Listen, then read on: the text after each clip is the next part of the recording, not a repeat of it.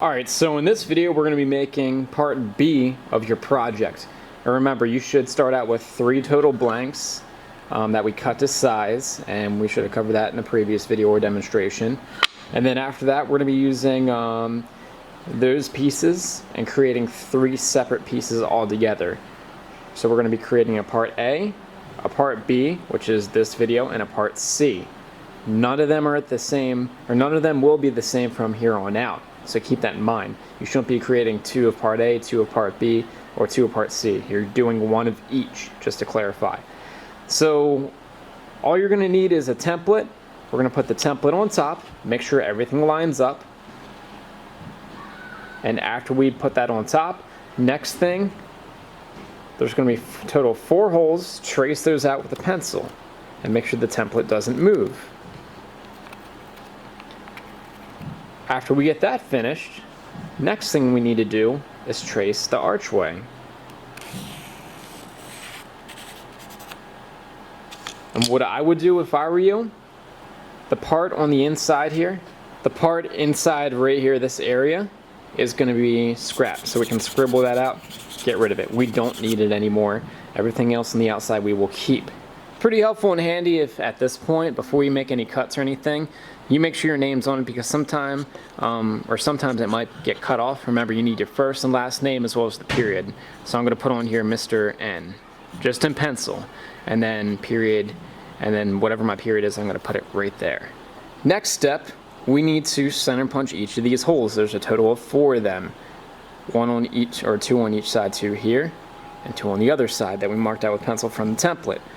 What we need to do is we need to mark where we will be drilling using this guy here. This is a center punch. We're also going to need to use a hammer as well to make the punch. Line it up right on top, right in the center, and you're going to take yourself a hammer and just hit it right on top to make a small little dent. And you're going to do that a total of 4 times. Right there, there, and there. Just make sure when you center punch, you don't hit the hammer too hard on the punch, or else you run the possibility of actually splitting your wood in half and damaging it. Next, we're going to be using a drill press. One of the drill presses in the room, preferably one of the benchtop ones, will be set up already for you and have the correct size drill bit already installed. And all you're going to be doing is drilling the 4 holes that you center punched out, one at a time. It's a good idea to have a partner hold it down while you operate as part of the drill and bring the chuck down into the wood itself. And make sure they hold it down. If they don't, it could possibly spin around or get stuck on the drill bit and break the drill bit off.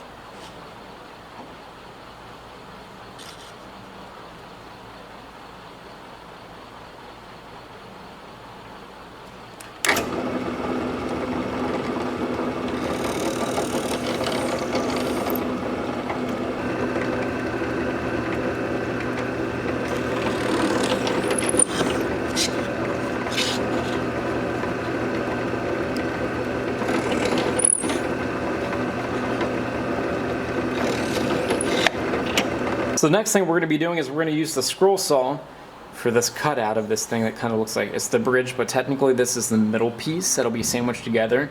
This is where the sound port or the sound comes out. So this inside will be scrapped. The outside is what we want to keep. Before you start though, you have to adjust the hold down. So the way you adjust the hold down, there should be like either a metal knob or like an orange or yellow knob on the left hand side. Loosen this up so it's just slightly loose. Take this part of the hold down, pull it up, take your piece of wood, slide it underneath the hold down next to the blade itself. Lower it so it touches the top of the piece of wood, tighten it down, make sure it's nice and snug, it's not going to go anywhere, and you're ready to make your cut. Now before you make your cut, it's also a good idea to check the blade for tightness. You do that by strumming the back side of it. You should hear a high-pitched ding, which means it's tight. If it's not, come see me and I will fix it for you and get it all fixed up and ready to go. Now this might be one of the more difficult parts of your project or this piece. What we want to do is just try to stay slightly on the inside of our line that we drew here. Not too far, but just a little bit. And just slowly start to push and turn as we make our way into the blade with our workpiece, just like this. The toughest part is going to be when you get to the corner. When you get to the corner, you have to stop pushing and you have to start turning a little bit more, go slow. You can always back up, readjust, and try to make things right again. But the number one thing I don't want you to do is just start turning around in circles or just start pushing and cut the whole thing in half, or else you will need a new piece altogether.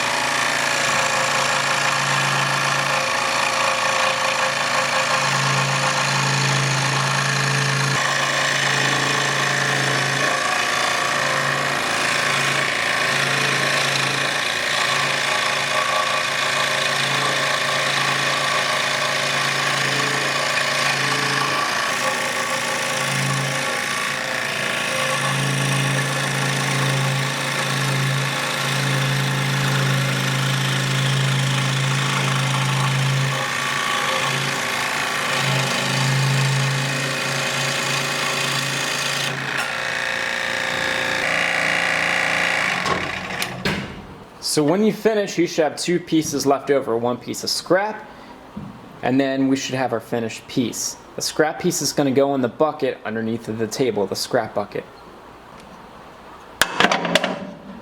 Now one thing I want you to keep in mind is that whenever you make your cut, it's not going to be perfect. You're going to have to do a little bit of sanding, which we're going to take care of in the next step. But you should have a pretty close cut. We flip it over, you take a look at the line here. There's some extra wood left over. This is exactly how it should be. And if you take a closer look, it's pretty wavy, it's not straight. That's one thing that's kind of like a negative thing about the scroll saw. It does nice curve cuts, but the problem is, since the blade is so small, it doesn't always give you a nice, even, flowing, straight cut. But we will clean it up in the next step. So the next machine we're going to take a stop at is a spindle sander. So it's a drum that has sandpaper on it, and it oscillates and spins, which means it goes up and down and spins at the same time, like what you might have seen in your safety video. So the nice thing about it is it can sand the inside of this radius nice and smooth.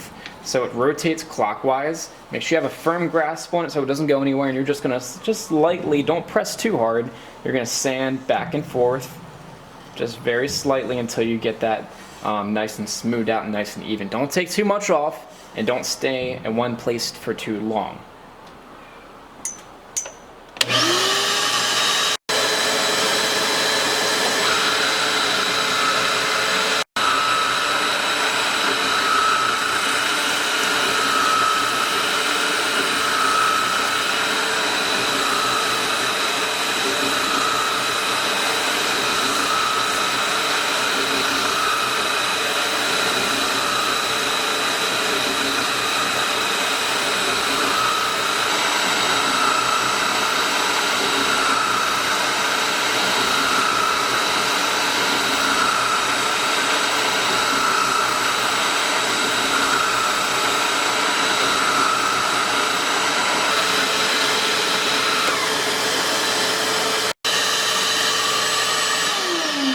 So once your project is finished, if we zoom in and take a look at your edge here, you can see there's still a pencil line left over, which is exactly what you want, but everything's nice and smooth.